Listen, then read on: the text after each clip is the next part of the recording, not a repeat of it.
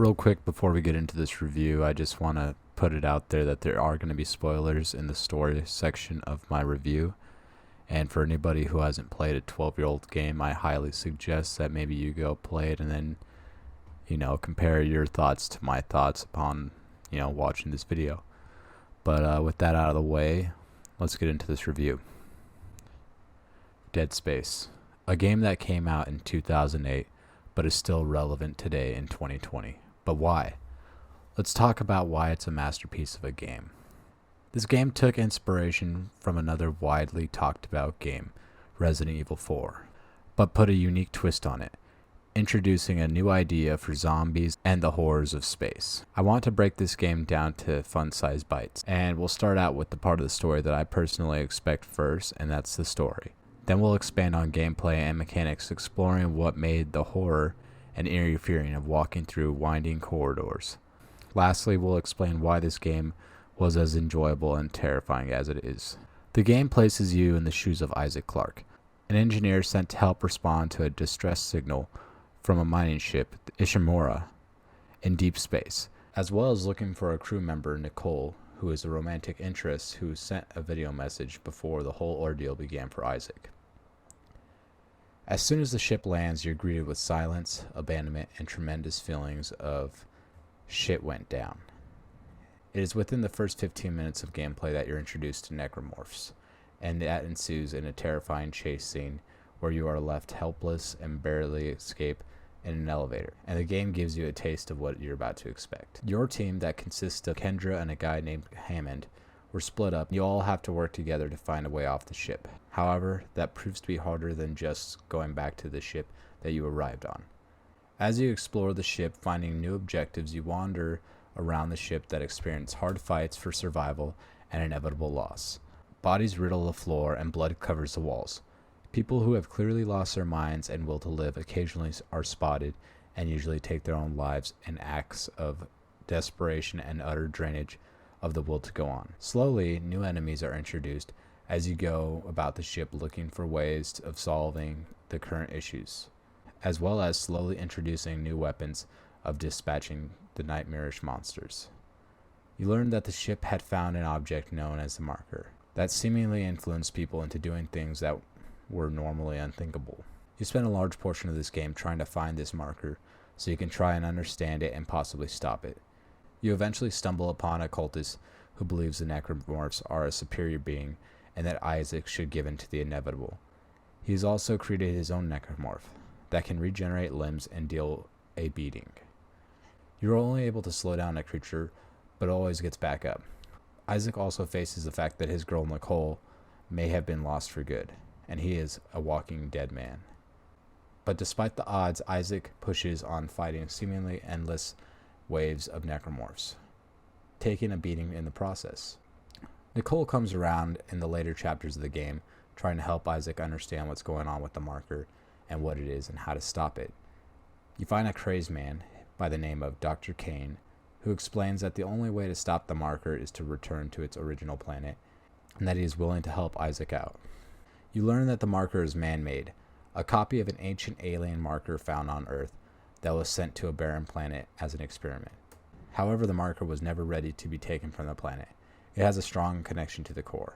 As you're trying to get to the ship that Kane and you are going to take the marker back to the planet on, you are once again attacked by the necromorph that was made by the cultist leader. You then dispatch it by using the ship's burners to burn it to the ashes. As you and Dr. Kane load the marker up to send it back to the planet, Kendra kills him, takes the ship because she was sent to reacquire their marker for the Earth government. As you try to force the ship back, Kendra leaves in an escape pod. You and Nicole head to the planet with the marker with the plans to return it. You fight a lot more necromorphs to transport the marker. Kendra then traps you and brings the revelation that takes Isaac on a mental evaluation, as he learns that the video that Nicole had sent him was her last goodbye, as the video ends with her committing suicide and telling Isaac that she always loved him. Every experience with her was a hallucination that the marker had given to him in order to force him to aid its cause. You as a player realize that Nicole's saying, "Make us whole again," wasn't in reference to them as a couple, but as them as the hive mind and the marker. The hive wakes up as you reach the ship, and Kendra is violently killed, and Isaac is left to face a huge hive mind that has no intent on letting him leave. After you seemingly kill it, Isaac is aboard the ship and finally lets go of Nicole's message. He finally deletes it. Then he looks over to his right as he hears a noise, and then Nicole lunges at him, and the game comes to a close as you are given the title Dead Space, and the credits roll. Now on to the gameplay and mechanics aspects. The parts that make the games what they are. Every part of this game feels like it was highly considered. From sound design to tension.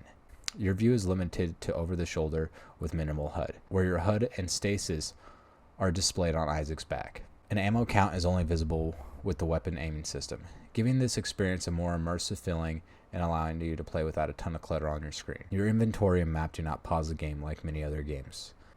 They are mechanics made to create tension, as you select health from your inventory as you are in a fight. Isaac feels mortal, not like an action hero with unlimited ammo and health. You have to make choices that could possibly make the game harder or easier. You have to think, do you need more ammo or more health, as you organize your inventory slots. The ammo only goes so far because your choice of how you attack enemies affects gameplay. Dismemberment is a large portion of the game, as it provides a way to kill enemies, as well as it gives you crucial time to retreat or heal up. Each weapon has a purpose. None of the weapons is a be-all end-all. For example, the plasma cutter is best for dismemberment in specific scenarios, using its alternative fire to orientate its firing position, while the line gun does great at cutting through a straight line and mowing down enemies, and setting mines with some thought as they are timed out. However, the weapons and HUD are only a portion that makes this game fun and makes it what it is. It's all about the tension that it causes. You learn to always check bodies, turn corners ready, and check your six. These creatures don't always charge. They stalk. I found myself on many occasions killing enemies and then wandering around looking for that last one because I could hear it, but only to turn around and find it breathing down my neck, causing me to jump. The way necromorphs move is awesome. Some crawl on walls, some fly, and others charge and lunge. Every enemy feels unique. Another thing I loved is the approach to space in Zero-G. Space is a vacuum, meaning there is no sound because it can't travel without a medium like air. So that means every time you leave the ship and venture outside, you are greeted with deafening silence and not knowing what's going on around you because you can't hear the enemies or the discharge of your weapon. Only the sound of Isaac and what he does. Zero-G is great because objects such as boxes, bodies, and Isaac behave as if they are floating freely, and any collision feels frictionless, as it should. The experience that the mechanics give you is one that I haven't felt in recent games other than Resident Evil 2, and as far as space goes, Deliver Us the Moon. So the year is 2020, and you're looking for something to play that feels fresh. Well, this game is old, it still has a fight in it, and I highly recommend playing through it, as you will be thoroughly surprised, and being as old as it is, you can typically find it cheap. I love this game, and I'm excited to see what else there is to explore in Dead Space 2, and all the new scares to come. I want to say, if you finish my video, I greatly appreciate it, and if you liked the video, a like would be great, and maybe a subscribe, as I review old games and try to help people find their next new old game.